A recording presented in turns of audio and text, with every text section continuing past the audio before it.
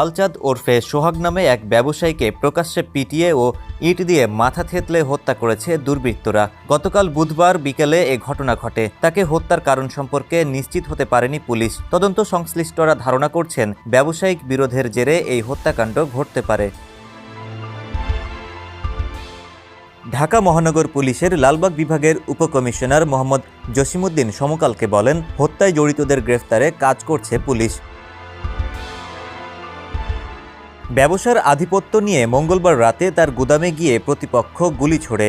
এরপর গতকাল সন্ধ্যা ৬টার দিকে রজনী বোস লেনে একদল লোক তাকে আটক করে। সেখান থেকে মারধর করতে করতে স্যার সলিমুল্লাহ মেডিকেল কলেজ হাসপাতালের ৩ নম্বর ফটক এলাকায় নিয়ে যায়।